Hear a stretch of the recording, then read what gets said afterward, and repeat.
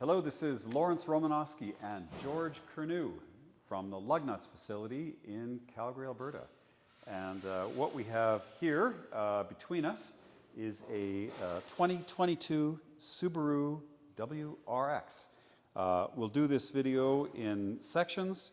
We'll go through the features of the car, mileage, history, etc. I've got a paint meter here so we can demonstrate that it has original paint, go through some of the service records, and basically give you an overview of this 2022 Subaru WRX. So this is an interesting vehicle. I mean, if you look at where this is positioned in the marketplace, the fairly roomy four-door sedan, all-wheel drive with a six-speed, very, very few competitors in the marketplace, and none even close to the price point here. So they've really positioned this in a way that would appeal to a very specific type of a buyer, living perhaps in the snow belt, want something a little sportier than, than the normal front-wheel drive vehicles out there. Yeah, it's a real short list, isn't it? Yeah, like, it's a very for short one list. thing, I mean, the amount of sedans with manual transmissions, you can probably count on one hand. Yeah. You add to that all-wheel drive, yep, and it's just a few fingers. Yep. You can get some smaller, like economy type, coupes and sedans, front-wheel drive, low power, for less money. And these would have been in the $40,000 to $45,000 range out the door in the showroom. So there are, like I said, lower powered cars with manual gearboxes, and you can get into the exotic or relatively exotic European stuff. But then, those are Audis and BMWs are $70,000 and $80,000. Yeah, Audi, BMW. Probably the closest competitor, although it's smaller, would be the VW, the Golf R. Nowhere near as much utility in terms of rear seat passenger space, and the trunk. The trunk on this thing is enormous. So yeah, and then it's a really great family car. A Golf R is mid-50s. Is 50s, and even a used Golf R is still up there. So you're not getting a Golf R for anywhere near this price. Yep. And your choices for a mid-size, family sedan that has any kind of sportiness are pretty limited. I mean, this is about the same size as a Camry or an Accord. Completely, useful and practical cars, yep, but completely forgettable to drive. This has got the 2.4 liter horizontally opposed engine, an engine that was designed after benchmarking a Porsche 911 for the horizontally opposed architecture. It still sounds unique and feels unique.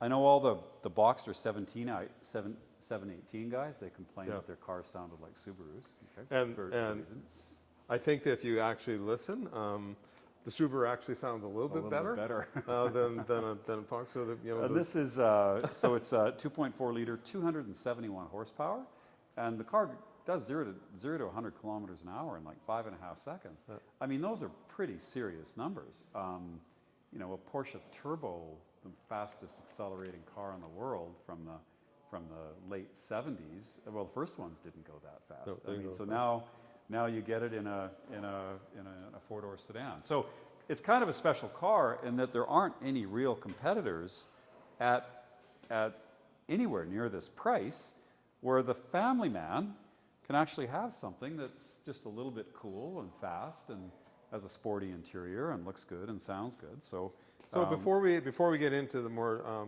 walking around the car and doing paint meter stuff, the purchaser of this car added a whole bunch of higher end options. He added the Sport Tech front grille, so the honeycomb is different than the stock grille. He's added the side strakes here on the front, side strakes at the back, and if you come to the back even, probably the most obvious visual differentiator is this entire rear valance. So you've got the diffuser down here, and you've got the exhaust finishers as well. Also added side door guards, which are a Subaru option on the front and rear doors. And then this person also added cameras. So there's a 2K front and rear dash cam and this was a dealer-installed accessory. Not a particularly expensive camera, but all totaled, that two-channel front and rear installation, it was probably about $1,000 additional add to the vehicle.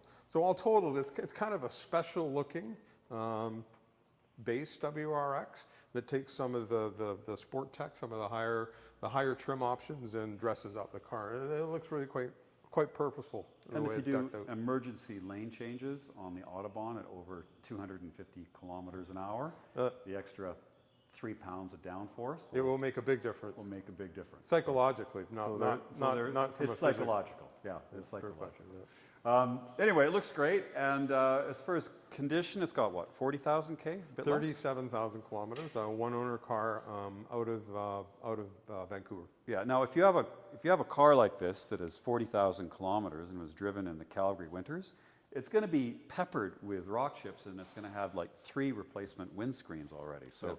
when you get a car from Vancouver, which I think just about all our cars come from Vancouver. We like cars from Vancouver.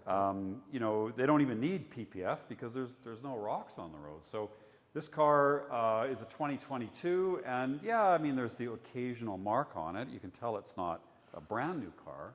There are a couple little pits in the windscreen, but it's not far off either. And this would be a current model year Subaru. Like if you go in the Yeah, dealership look, now, you get the same thing. You build a new one and it's exactly the same thing. And we've got good, I mean, Subaru has always got good, resale value, good reliability records. It's Japanese. So you're getting a car that looks like it could have come out of the showroom, or not that long ago at least, but you get a big saving up front, okay? So that's, I think that's the story here. There's not really too much to complain about. It got some recent maintenance, right? Yeah, it had, just before we purchased it, it had new front brakes, so rotors and pads at the front, and they check out fine. And when was the last oil service?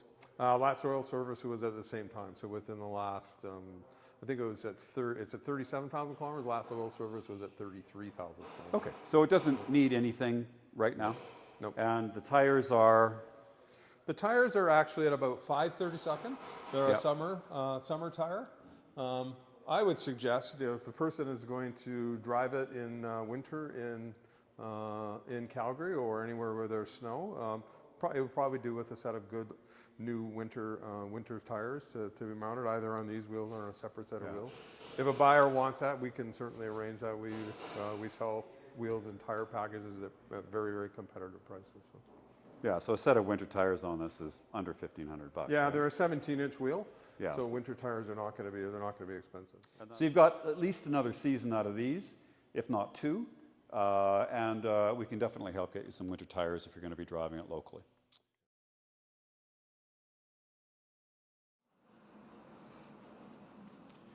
All right, well, let's just fly around this car with a paint meter. It certainly all looks like original paint to me. There's no indications that anything's been done, but let's verify that with the meter. This reads in micrometers, 1/1000th of a millimeter. We expect paint depth in the hundreds somewhere. But what we're looking for mostly is consistency. So 93.8, 89.2, 88.8. Now, if it was painted, they would be 300s and 400s, 0.3, 0.4 of a millimeter. So this is basically 0.1 of a millimeter, 85.4, 99.5, 132. And keep in mind that the paint flows 159, and so it lands on the car differently when it's being painted. So you do get variations, but like I said, we're looking for 200 and 300 micrometer variations, not 50. Okay, so in and around 100, 162, 123, 142, 118, 125, 114, 130, 127, 123. And is there anything on the Carfax, George? No. Nothing on the Carfax? No. 112, 106, trunk. 121, 123, 116, 135, 150,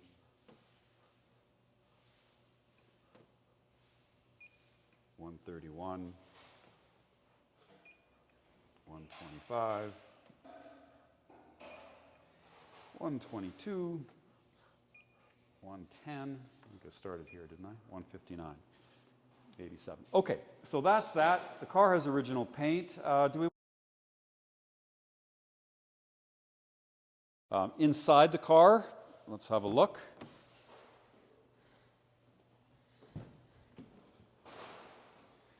Well, you got a sporty interior. You got the faux carbon fiber on the door trim and on the sills. Bolstered, heavily bolstered seats, front and back. And a manual gearbox, you know, in the usual kind of infotainment screen.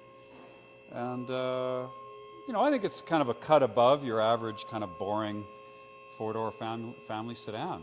The way it looks outside, the way it looks inside, the manual gearbox, the sound of the engine, four-wheel drive. Yeah, it's kind of a cool car. Most family cars don't have cross-stitch, red-stitch steering wheels with flat. Yeah, it's unique in the marketplace. For the dad that just doesn't want to give it all up because he has a family. We'll pop the trunk.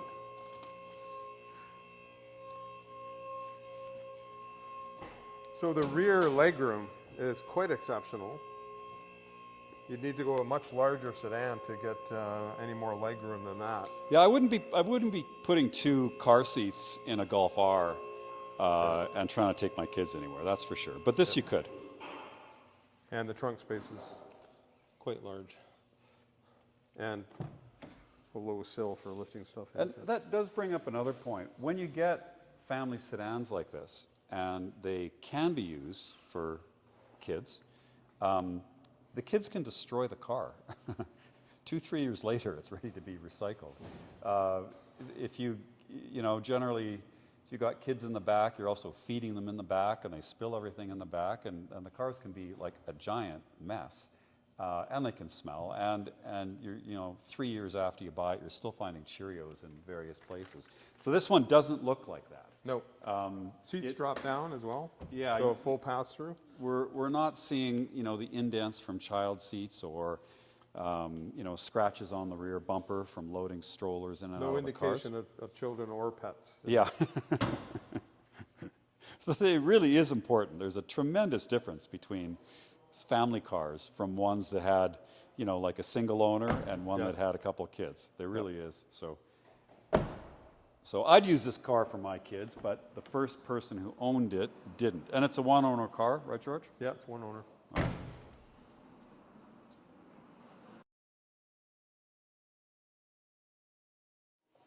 All right, so under the hoods we have gas hood struts, which is a step above the usual prop rod that we get.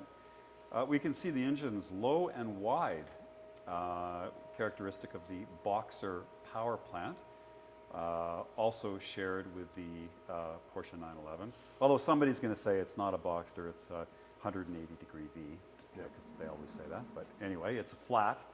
Turbocharged, there's the intercooler on top. And looks like it's nicely designed. The oil filter is very accessible. Mm-hmm. And it looks all very nice and tidy underneath. The 2.4-liter turbocharged four-cylinder with 271 horsepower and, what was it, 286 or something pound-feet of torque? No, it was 258. 258 pound-feet of torque. Big numbers. But it's got unique character and a unique sound, unique growl to it. Fun car. I mean, most of the other cars, and the exhaust too, sounds nice. It's got a rumble to it that is really quite But nice. even in terms of overall volume, it actually kind of makes some noise. Yep. Whereas many of the cars in this segment, No, you none of can't even tell that they're running, right? So again, it's, we got this air scoop, which is functional, I guess, huh? Yes. Goes into the top. Well, that's kind of cool. How many cars have a functional hood air scoop? Certainly not an Accord. Not on a Accord or a Grand. Okay, so That's what's under the hood, and everything looks to be in order there. Paint. Do we want to look at the alloys? They all look pretty good to me. There's one tiny scuff on one of the wheels, and I think it's the front one in. All right, Not let's sure just what take a side look it at is. them all. Here it is here. I have to look really hard to find it. As curb rash goes, that's pretty small. Yeah, we could even touch that up. You a could little touch that up with some appropriate colored wheel paint. You'll see there's pictures of the underside, and also attesting to the fact that this is it's never seen salt. There's no rust. It's in really excellent shape underneath. The underside of this 2022 Subaru WRX is exceptionally clean. The car comes from Vancouver, where of course they don't use any salt on the roads. You notice that there is no corrosion on any of the fasteners, and you can see the cast aluminum suspension pieces have no oxidation. The exhaust looks good. There's no damage on the under tray. The front spoiler looks good, and in the wheel arches, they are exceptionally clean. There's no rust buildup on the brake rotors, and the entire undercarriage of the car is really quite spotless and damage-free. And that's exactly what you want to see when you put one of these cars up in the air.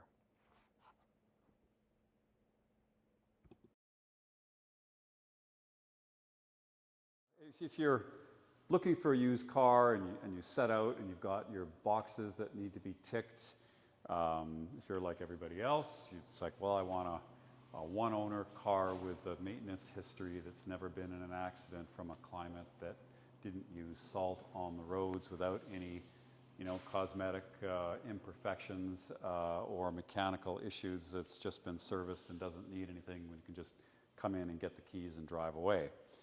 Well, that's this car. I can't can't think of any meaningful flaw in it. It's a nicely looked after 2-year-old car, offering a substantial saving from brand new. So if you're looking for something sporty, but still require the practicality of a 4-door sedan at a good price, well, good car. Or we have the V12 Jaguar.